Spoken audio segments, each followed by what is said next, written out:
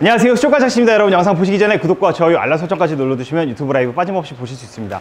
여러분, 오늘은 물고기 컨텐츠와 별개로 인생 썰을 좀 풀고 싶은데, 오늘 영상을 보시는 분들은 저처럼 지방대 나오고 집에서 딱히 물려받을 게 없는 사람들이 봤으면 좋겠어요. 그거 아닌 분들은 아무 상관도 없어. 일단 제 소개를 간략하게 드리면은, 저도 이제 지방에는 4년제 학교를 나오고 뭐 딱히 내세울 게 없어요. 뭐 저 자체도 내세울 게 없어요. 뭐 자격증이 있는 것도 아니고, 뭐 영어를 엄청 잘하거나 뭐 일본어, 중국어를 잘하는 것도 아니고, 그냥 말 그대로 인터넷에 흔히 도는 지잡대 출신, 그냥 아무것도 아닌 사람이야. 그리고 우리 부모님도 제가 뭐 딱히 사업을 물려받거나 뭐 재산적으로 이렇게 뭘 도움을 받거나 그럴 수 있는 여건도 아니에요. 그 와중에 다행인 거는, 그래도 저희 부모님은 그래도 저를 대학교까지는 공부를 시켜주셔서 제가 등록금은 걱정을 안 하고 학교를 다녔어요. 근데 사실 우리 형님들도 아실 거예요. 학자금 대출 대부분 다 받으면서 학교를 다니잖아요. 저는 그것만으로도 굉장히 감사하게 생각을 하고 있어요. 왜냐면 이 학자금 대출도 지방대가 학비가 더 비싸잖아요. 1년에 그래도 돈 한 연 1,500씩은 드니까 한 1,000에서 1,500 정도 들잖아요. 등록금만. 등록금이랑 뭐 자취할 돈 이런 거 하면은. 그래서 그거를 이제 4년을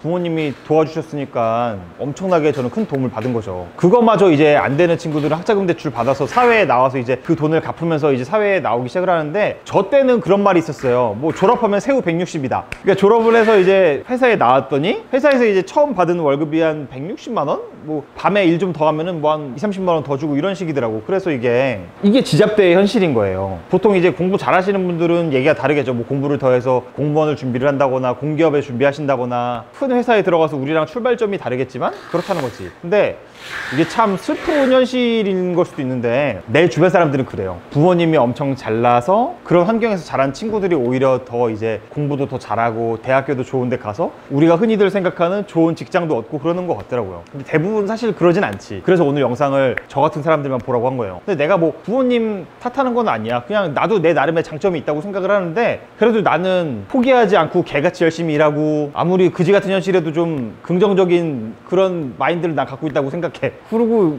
그 자격지심이라고 생각하실 수도 있겠지만, 나는 그래도 그런 분들한테 나 스스로도 꿀리지 않는다고는 생각해요. 왜냐면은 나는 지금 내가 좋아하고 있는 일을 하고 있으니까. 뭐 회사 다닐 때도 좋아서 방송 일을 하고 나름 사명감을 갖고 일을 했지만, 지금은 되게 행복하게 일을 하고 있거든요. 아무리 근무 시간이 늘고 막 아침 6시나 막 8시 정도부터 나와서 막 저녁 8시, 밤 10시까지, 그러니까 근무 시간이 평균 한 12시간은 되는 것 같은데 되게 노동을 많이 하는 거죠.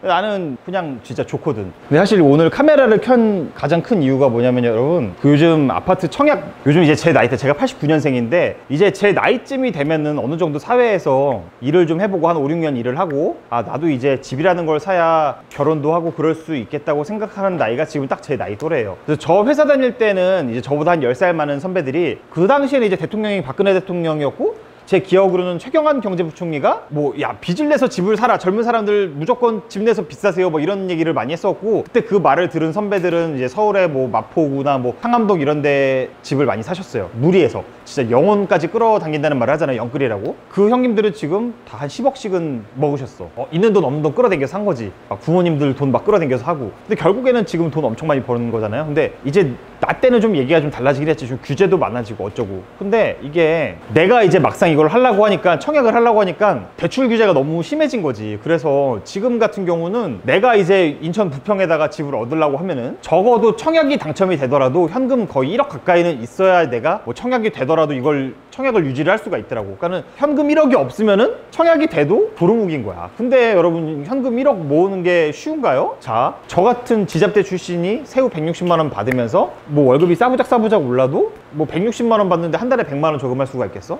진짜 막 극단적으로 막 데이트도 안 하고 막 사람도 안 만나고 막 교통도 막 택시 같은 거 안 타고 다니고 막 무조건 막 아끼고 살아서 한 달에 100만 원씩 저금을 했다고 칩시다. 그러면은 1년에 1200만 원인데, 1년에 1200만 원씩 10년을 모아도 남자 기준으로 보통 사회에 배출되는 시기가 한 26, 7이잖아요. 그렇게 10년을 모아도 1억을 못 모아요. 보통은 이제 저 같은 경우는 20-30만 원씩 밖에 저금을 못 했어요. 그것도 못 하는 경우가 많았어. 신용카드를 만들어서 문제인데, 이 신용카드를 만드니까 사람이 되게 용감해지더라고. 그래, 이 정도야 뭐 할부로 하면은 좀 어떻게든 갚겠지, 이런 생각이었는데, 나는 이제 거기서부터 글러먹었던 새끼였어. 이 신용카드라는 걸 만든 것부터가 인생의 나락의 시작이었던 것 같아. 그냥 통장에 잠깐 돈이 들어오고 그대로 그냥 다 나가버리더라고. 그러니까는 나는 참 결혼할 때도 노답이었어. 여러분도 아시겠지만 저 유부남이잖아요. 제가 26살에 결혼을 했는데 저희 와이프를 제가 이제 25살 때 엄마한테 직장 다닌 지 이제 1년도 안 됐는데 엄마 나 결혼할 거야 그랬는데 엄마가 처음에는 극구 반대했어요. 30살까지 좀 모았다가 하라고. 근데 이제 그 말이 반은 맞고 반은 틀렸다고 생각하는 게 뭐 지잡대 나와서 변변치 않은 직장 다니면서 뭐 그 월급 얼마 되지도 않는 거 모아봤자 푼돈이야. 지금 생각해보면 진짜 아무것도 아니야. 이 돈이 뭐 그 당시에 있으나 지금 있으나 그렇게 내 삶에 큰 영향을 못 미쳐. 근데 엄마는 모아서 하라고 했고, 사실 그때 결혼할 때 뭐 우리 집이 아까 말씀드렸던 것처럼 넉넉한 집이 아니어서 엄마 나 결혼할 게 집 해줘 이런 게 됐던 집도 아니에요. 보통 그런 말들 많이 하잖아. 결혼할 때 남자가 집은 해오고 여자는 혼수를 해온다 이런 말들 많이 하잖아요. 그래서 우리 집은 또 그것도 해당이 안 됐어. 그래서 우리 와이프한테는 미안하지만 저는 이제 이모 집에 얹혀 살았어요. 이모가 이제 남는 아파트가 있으셔가지고 이모 집에서 이제 퇴출발을 했어요. 아주 이모한테는 감사한 내용이죠. 그런 이모가 어딨어. 조카가 결혼하고 산다는데 자기 새끼도 아니고 조카인데 조카가 살 집을 이모가 빌려준 거니까. 일단 거기서 결혼을 해서 이제 장영조가 신혼생활을 시작합니다. 이제 하면서 제가 이제 회사를 다니면서 처음에 이제 연봉계약서 쓸 때 받기로 했던 금액이 있는데, 이 연봉계약서를 쓸 때 매 연마다 이게 연봉계약을 하는데 안 올려주는 거야. 그래갖고 제가 거기서 이제 다음 달에 애도 나오는데 욱해가지고, 아니 처음에 나 데리고 올 때 주기로 한 금액이 있는데 왜 안 올려주냐 따졌더니, 어디 건방지게 따지냐고, 요즘 같은 시대에 일하게 해주는 거 감사하게 해야지 어딜 따지냐고 연봉을 삭감하더라고. 그래서 아 씨발 그럼 나 안 해 이러고서는 일단은 회사를 때려칩니다. 그냥 저 그럼 회사 안 다닐게요 이러고 나왔어요. 그냥 속으로. 그냥 그때 내가 아직도 후회되는 게, 그 자리에서 욕도 했었어야 되는데 내가 욕을 안 한 걸 아직도 후회해. 너무 부당한 처사를 받았다고 나는 생각을 하거든요. 약속한 금액을 주기로 했는데 그것마저 안 주고 깎으려고 하니까 그때 왜 참았나 모르겠어. 지금도 생각하면은 지금도 찾아가서 진짜 욕하고 싶어. 근데 아무튼 간에 그래서 와이프한테 말을 합니다. 여보 나 수족관 할게. 그 당시에 이제 제가 핫스타투스를 분양을 많이 해서 집에서 열심히 물고기 키워서 분양하는 게 이제 월급보다 쏠쏠했으니까 이제 와이프도 그래 너 해 이렇게 된 거였는데, 그게 지금 여기까지 온 거예요. 지금 여러분이 만나고 있는 수족관 장치가 그렇게 나오게 된 거예요. 그렇게 돼서 이제 지하에 500에 30짜리에서 시작을 합니다. 500에 30인데 막 바닥에서 막 물도 새고 정말 이제 어려운 삶을 시작을 하게 돼. 이게 제 뭐 유튜브 영상 썰들 보시면 아시겠지만 처음에 진짜 힘들었어요. 밥 사 먹을 돈도 없을 정도였으니까. 뭐 누구나 인생에 힘든 시기는 있었겠지만 나도 진짜 누구 못지않게 힘든 시기를 보냈어. 그래서 거기서 이제 열심히 장사하고 아끼고 아껴서 2년 만에 지하를 탈출을 해서 1층으로 수족관을 옮깁니다. 거기서 또 이제 확장하고 유튜브 열심히 해서 지금 저희 매장이 생긴 거거든요. 그 시간이 이제 거의 한 6년 가까이가 걸렸어요. 지금 제가 이제 7년째 장사를 하고 있는데, 저는 그렇게 생각해요. 저는 진짜 누구보다도 걔처럼 열심히 살고 둘째라 하면 서러울 정도로 진짜로 성실하게 살았다고 생각을 해요. 근데 여러분, 제가 영상 초기에 말했잖아요. 160만 원씩 받아가지고 한 달에 30만 원 저금하는 게 뭐가 그렇게 효과가 있겠냐고, 뭐가 그렇게 큰 의미가 있겠냐고. 저는 지금 생각해도 그래요. 그냥 여러분도 저금하지 마세요. 이게 저금을 한다고 여러분들 인생에 크게 달라질 게 없어요. 지금처럼 이제 저도 이제 아파트 청약을 받고는 싶은데 1억이 없어서, 1억이 뭐야, 1000만 원도 없지. 1000만 원도 없는데 지금 살고 있는 전셋집도, 맞아, 집 얘기를 마저 해야겠다. 이모 집에서 얹혀 살다가 2천만 원을 모아서 거의 저금도 안 하고 살았다고 볼 수 있지. 어찌됐든 간에 2천만 원을 모아서 90% 대출을 받아서 지금 저희 수족관 건물 위에서 살고 있는 건데, 그러니까는 이거는 90% 대출을 끼고 전세로 들어온 거야. 그러니까 어찌됐든 간에 내 스스로 독립을 한 거긴 한 건데, 이게 참 삶이 녹록지가 않아요. 여러분, 이거 제가 원래 건강보험료 8만 원을 냈었는데요, 이모 집에서 살 땐 내 집이 아니니까 8만 원이 나왔던 거야. 근데 은행 빚을 90%를 져가지고 이자만 한 달에 50몇만 원이 나가는데, 이 집에 오고 나니까 건보료가 12만 원으로 뛰더니 이게 무슨 일인가. 뉴스에도 아마 지금 계속 건보료 올랐다고 오늘 검색해보시면 아실 거예요. 나 지금 건강보험료가 22만 원으로 올랐어요. 왜 올랐는지 모르겠어. 소득은 지금 떨어지고 있는데, 이거 경기가 안 좋잖아요, 코로나 때문에. 그러니까는 이게 실질적으로 진짜 살기가 너무너무 힘들어. 근데 뭐 막말로 돈 500이 돈이에요? 여러분들이 직장 다니면서 한 달에 20-30만 원씩 꼬박꼬박 모아가지고 뭐 한 2년 모았더니 500만 원이 됐네. 물론 500만 원 무시할 수 있는 돈은 아닌데, 그 500만 원이 여러분의 인생을 크게 막 바꿀 수 있을 것 같지는 않아. 차라리 그 돈으로 여러분 하고 싶은 걸 하는 게 나는 맞다고 생각해요. 직장 다니면은 결국에는 여러분 남 좋은 일 하는 거잖아요. 여러분들이 좋아서 하는 일이 아니라 뭔가 그 회사의 목표를 위해서. 회사라는, 직장이라는 그룹은 여러분 이익을 창출하기 위한 집단이잖아요. 그러니까 여러분들이 거기에 노동자로 들어가서 일을 하는 건데, 이게 결국에는 여러분들을 위한 게 아니라 회사를 위해서 일하는 거잖아요. 이거를 여러분 한번 잘 생각해 보셔야 됩니다. 회사를 관두고 다른 거 하라는 얘기는 아니에요, 제 얘기는. 근데 너무 그렇게 막 저금하고 인생 막 참고 살고 하고 싶은 거 못하고 살고 막 아둥바둥 사는 게 여러분의 인생의 답은 아닐 거라고 말을 하고 싶은 거예요. 저는 제가 유튜브를 시작할 때 마음이 어땠냐면요, 그 당시에 이제 뭐 최저임금 10,000원, 뭐 주 52시간 금지 뭐 이거 해서 저희 가게 근처에 있는 돈 쓸만한 손님들이 다 끊어졌어요. 이 양반들이 나가서 일을 하고 돈을 벌고 해야 되는데 52시간 한다고 하니까 한 달에 막 야간까지 뛰어서 300 정도 벌던 아저씨들이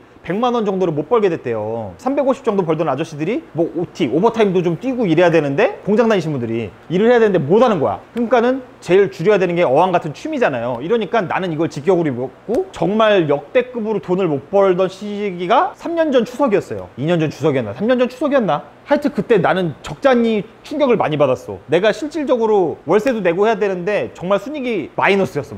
그냥 막 갖고 있던 돈에서 애 금을 팔아가지고 생활비를 유지할 정도였으니까. 그래서 저는 이제 내가 정말 이제 인생의 나락으로 가는구나, 뒤지기 전에 내가 하고 싶은 거는 마지막으로 한번 해봐야겠다 하고서는 신용카드로 지금 카메라를 삽니다. 유튜브를 하려고. 내 마지막 도전이다. 나 유튜브를 한번 해봐야겠어. 이거 아니면은 난 뒤져버릴 거야 이러고서는 알파7 마크3라는 카메라를 샀어요. 이게 그 당시 한 240만 원인가 했고, 렌즈랑 배터리랑 뭐 필터랑 뭐 삼각대랑 마이크랑 이거저거 사니까 한 500만 원이 나온 거예요. 이거를 이제 신용카드 24개월을 물려놓고 정말 난 나가 뒤져야겠다는 심정을 가지고 유튜브를 파기 시작을 해요. 나름 제 채널에 계획을 세운 거예요. 그러니까 기획을 한 거죠. 그래서 기획 기간을 거의 한 1년 정도를 하고, 길게는 1년이고 빡세게 이제 한 6개월 정도를 준비를 합니다. 그래서 지금 우리들이 만나고 있는 건데, 결국에는 사실 지금 유튜브 우리 구독자 식구분들이 2만 명이 넘어섰으니까 이 물고기 시장을 생각하면은 굉장히 많은 분들이 제 유튜브를 시청을 해주고 계신 거죠. 정말 2번, 3번 감사하게 생각을 하고 있어요. 근데 만약에 제가 유튜브 이거 처음에 시작할 때 아빠한테 말했어요. 아빠 나 이거 유튜브 할 건데 카메라 한 500 정도에 살 거야 이랬더니 아빠가, 저희 아빠는 그랬어요. 그거 뭐하러 하냐고. 우리 아빠는 수족관 한다고 했을 때도 굉장히 극구 반대했어요. 그때 뭐 MBC